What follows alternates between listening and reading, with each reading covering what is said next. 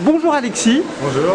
Vous venez de former 3 jeunes femmes du secteur au sauvetage aquatique.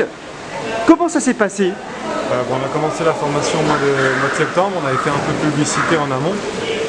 Après on a fait des tests de sélection au cours de la porte ouverte qu'on a organisé début septembre. Et ensuite nous on est en relation avec une association, donc la Forme 60, avec qui on a pu mettre en place cette formation qui peut durer toute l'année, comme elle peut être abrégée si les candidats sont compétents pour être évalués avant. Comment se passe concrètement la formation? Ce sont des entraînements très réguliers? Alors ils ont 2 entraînements encadrés par semaine, plus un entraînement libre, c'est 2 fois 1h30 encadré, 1h30 comme ils veulent. Ils ont également une formation secourisme, donc c'est 35 heures de formation qu'ils ont fait sur des week-ends, qui est un prérequis en fait pour passer l'examen. Pour les personnes intéressées par cette formation, comment faire? Alors, ils peuvent toujours venir contacter la piscine. La formation elle est ouverte jusqu'au mois de juin, donc ils peuvent venir nous contacter. On fera des tests de sélection, on évaluera s'ils sont capables de le passer sur les 6 mois qui restent. Après ça peut être reprendre l'année prochaine au mois de septembre.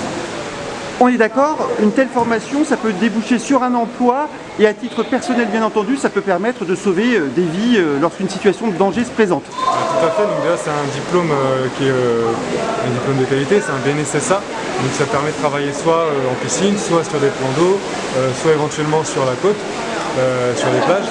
C'est un prérequis pour la formation de maître nageur, ça peut aussi être un prérequis pour rejoindre la SNSM. Derrière, c'est comme on disait tout à l'heure, il passe le PSE1, le premier secours en équipe de niveau 1, donc ça permet en fait d'être intervenant secouriste. Merci beaucoup. De rien. Bonjour à toutes les 3. Vous venez d'obtenir ce diplôme de sauvetage aquatique. Comment vous l'avez vécu? Pour ma part, je pense que toutes les 3 c'est pareil, ça s'est très bien passé.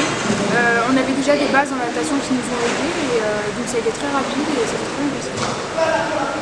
On est totalement d'accord, ça a été très vite et vu qu'on savait déjà nager, on a pu se concentrer sur vraiment ce qu'on avait besoin, comme le mépris, le QCM, ou par rapport au sauvetage qu'on ne faisait pas avant. Oui, je suis d'accord parce que je trouve que c'était une très très bonne expérience, on a appris beaucoup de choses.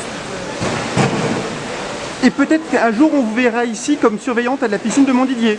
Exactement. Ouais. Un job d'été, ça serait parfait. Alexis, on va voir tout de suite une situation concrète de sauvetage. Oui, tout à fait. Donc là, on va voir une des candidates qui va se mettre en situation de victime en panique et une autre va venir la chercher, faire ce qu'on appelle le prise de dégagement, donc pour la maîtriser, la rassurer, la ramener au bord et la sortir de l'eau. Alexis, sur une intervention comme celle-ci, comment doit-on réagir? Voilà, on a le nageur sauveteur donc, qui va plonger, qui va aller rejoindre la victime. Lui, son objectif, ça va être de la maîtriser donc avec les prises de dégagement pour se mettre en sécurité et éviter que la victime en fait appuie sur la tête. Une noie le sauveteur également. Une fois qu'elle a maîtrisé la victime, elle revient sur le bord, la place pour pouvoir elle sortir et ensuite sortir la victime de l'eau et la mettre en sécurité.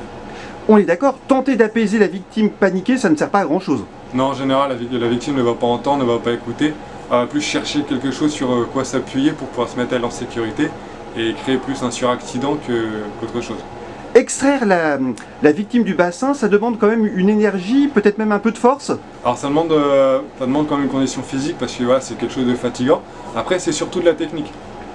Là on a des filles qui ne sont pas forcément une force physique énorme mais qui sont capables de sortir des gros gabarits quand même, simplement avec une bonne technique. Merci beaucoup. De rien.